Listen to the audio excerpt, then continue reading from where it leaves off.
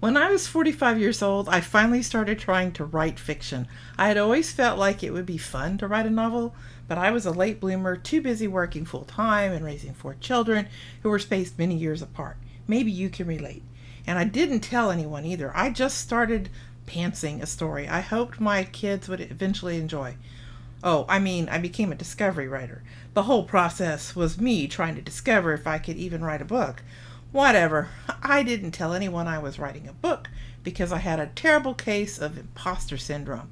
About the time I had written what I figured was equivalent to 4 books in longhand, several years later, I decided to get serious, start over, and actually write the first book in the series. Today, we will discuss tips for mature first-time authors to get over imposter syndrome and conquer self-doubt.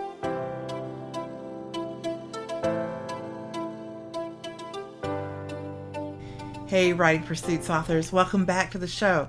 To those of you who are new, I want to extend a special welcome. My name is Kathrese McKee, and I'm glad you're here. So let's go over some common reasons mature writers doubt themselves. Comparisonitis. We feel life is flashing past the front windscreen after a certain point, don't we? We've been so busy doing life that we get surprised by the bonfire birthday cake, and we haven't started writing a book. That's been in our mind for years. All the airport authors seem to have started writing books while they were still in the crib. Somehow they have 15 to 20 bestsellers in their backlist. The debut authors landing book contracts all look like 20-somethings, each dewier and fresher than the last, right? Comparison really is the place where joy goes to die. So stop looking. Stop.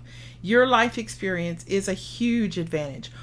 A late start is what it is. Concentrate instead on writing and find other late bloomers who have made it to inspire you. Second career. Maybe you've made the frightening decision to write as a second career. I'm not going to sugarcoat this. Maybe you have a reason to doubt your ability to replace a full-time income after just a year or two of steady writing. However, you won't make it if you succumb to doubt, and that's a fact. Maybe you're starting at a technological deficit. Every person I know learned how to do their job on the job. Even if a profession requires a college degree, new graduates don't know what they don't know until they start working for a paycheck. You can master using a computer. My guess is you're watching this or listening to it, so you've got what it takes. My generation went from having no computers to having computers on their wrists. So don't make technology an excuse. Get on YouTube or lynda.com or 100 other sites to learn what you need to know, or go to the library and take a computer literacy class. Using a computer to learn about using a computer is meta, but every band kid learns to play their instrument by playing the instrument. No kidding, the band director explains things a couple of times and tells the students, go home, practice, practice, practice. In reality, anyone who's learned to play an instrument is largely self-taught. You learn by doing. You learn to drive by driving. That's super scary to think about, isn't it?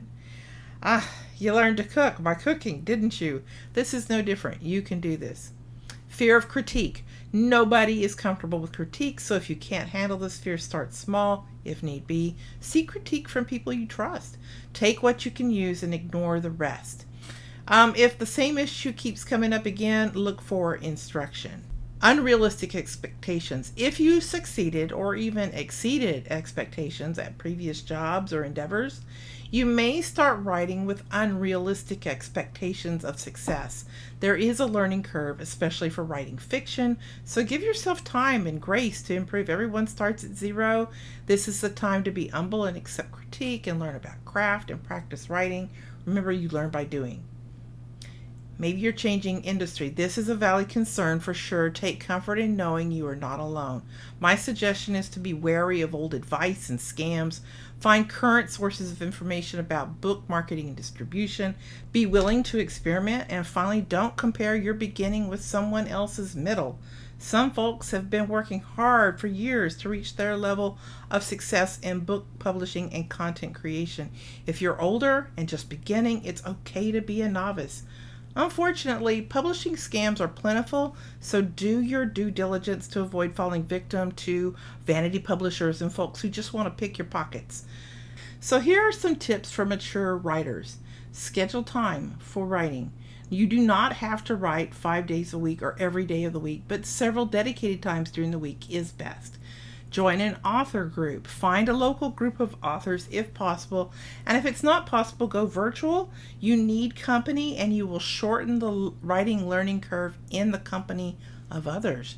Join professional organizations. I recommend joining the Alliance of Independent Authors, ALI, even if you hope to be traditionally published.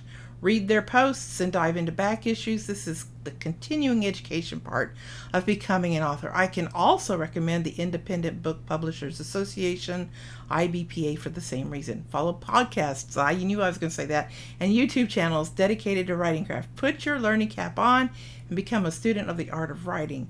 Read craft books. I highly recommend any craft book by James Scott Bell. By the way, he was a late bloomer and an inspiring example to follow. There are too many good craft books to list here, so make time for continuing education on craft. Check any vendor, like editors or book cover designers or what have you, against the list maintained by Victoria Strauss on writerbeware.com. There are lots of folks who are not on the up and up, so writer beware. Lean into your experiences because you know things. Truly, your gray hairs and laugh lines are badges of honor. You didn't just read about stuff online, you lived through it. I was around for the hippies and the moon landing and 9/11. Those 20-somethings are guessing, but we know how it used to be, and we've seen things, many of which we can't unsee. Take those experiences to your pages and put them to work. I started my writing journey when I was 45, but it wasn't until I was 50-something that I published my first book. These days, I would definitely do things differently because A, things have changed, and B, I held myself back for too long by worrying about whether I was good enough. Please don't be discouraged by your age. Late bloomers have advantages. You understand people better than you did when you were younger. You know more about the world, and you have loads of experiences to mine for story ideas. Thanks for watching today. If you enjoyed this episode or learned something you can use, please give me a thumbs up, consider subscribing to this channel, and then click the notification bell so you don't miss an episode. Leave your comments below, and that's all I have for today. Until next time, keep writing, my friends. Keep writing.